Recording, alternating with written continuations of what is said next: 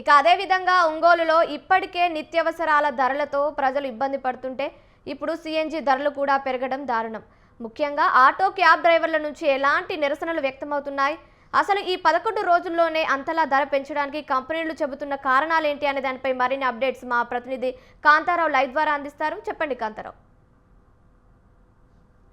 ఏదైతే కేంద్ర ప్రభుత్వం ఈ సిఎన్జి మీద 89 రూపాయల నుంచి ఇటీవల కాలంలోనే 95 రూపాయల వరకు అయితే పెంచడం అయితే 6 రూపాయలు ఒకేసారిగా ఈ నెలలోనే పెంచడం అయితే జరిగింది. అయితే గల్ఫ్ దేశాల యుద్ధాల కారణంగా ఈ పెట్రోల్ ధరలు అయితేమి, ఇటు డీజిల్ ధరలు అయితేమి పెంచడం అయితే జరిగింది. అదే సమయంలో ఇటు సిఎన్జి ధరలు కూడా పెంచడం అయితే జరిగింది. అయితే ఈ సిఎన్జి ధరలు పెరగడం ద్వారా ఇటు రవాణా మీద ఎక్కువగా ఎఫెక్ట్ అయితే పడే అవకాశం అయితే ఉంది. అయితే ఇటు ఏదైతే ఉందో సిఎన్జి ధరలు పెరుగుదలకు ఇటు వాహనదారులు అయితేమి, ఇటు ప్రయాణికులు అయితేమి ఇబ్బంది పడుతున్న పరిస్థితి ఉంది. అయితే ఈ సిఎన్జి ధరలు ఇంతటితో ఆగుతాయా లేక ఇంకా పెంచే అవకాశం ఉందా అనేది తెలియాల్సిన పరిస్థితి ఉంది. అయితే సిఎన్జి ధరలు సంబంధించి ఇటు ఇండియన్ పెట్రోల్ కానీ అలాగే హిందుస్థాన్ పెట్రోలింగ్ సంబంధించిన సిఎన్జి స్టేషన్లు ఏర్పాటు చేసి వాహనదారులకైతే సిఎన్జిని సరఫరా చేస్తున్న పరిస్థితి ఉంది. అయితే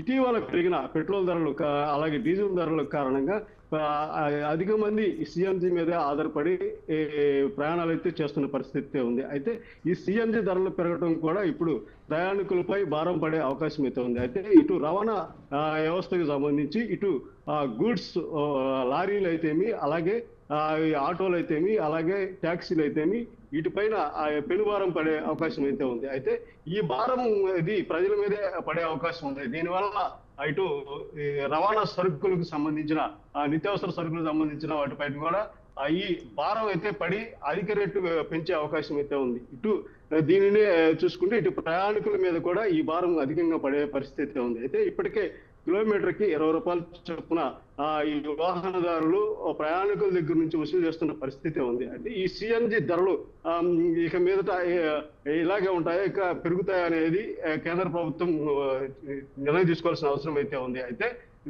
ముఖ్యంగా చూసుకుంటే ఈ సిఎన్జి ధరల పెరుగుదల కారణంగా ఇటు ఏదైతే వస్తు రవాణా మీద ఆధారపడటం, అదే ఇతర రాష్ట్రాల నుంచి కానీ జిల్లాల నుంచి కానీ ఇక్కడికి బియ్యం కానీ కందిపప్పు కానీ పలానా సరుకులు రవాణా చేసుకోవాల్సిన అవసరం అయితే ఉంది. అయితే ఈ రవాణా సరుకులు ఈ సిఎన్జి పెరగటం ద్వారా ఈ సరుకులు కూడా నిత్యావసర వస్తువులు కూడా రేట్లు పెరిగి ఇటు ఏదైతే ప్రజలపైన భారం పడే అవకాశం అయితే ఉంది. అలాగే ఇటు ఏదైతే ప్రైవేట్ ట్రావెల్స్ కి సంబంధించిన వారు కూడా ఈ సిఎన్జి ధరలు పెరగడంతో ప్రయాణికుల పైనే భారం మోపుతున్న పరిస్థితి ఉంది. అలాగే దీనినే తీసుకొని ఇటు ఏదైతే ఆర్టీసీ కూడా ఈ ప్రయాణికులపై ఛార్జీలు పెంచే అవకాశం అయితే ఉందని చెప్పేసి ఇటు ప్రభుత్వంతో కూడా మాట్లాడుతున్న పరిస్థితి ఉంది. ఇటు అయితే ప్రజలు ఇటు పెట్రోల్ ధరలు, ఇటు డీజిల్ ధరలు, సిఎన్జి ధరలు పెరగడంతో ఇబ్బందులు పడుతున్న పరిస్థితి ఉంది. అయితే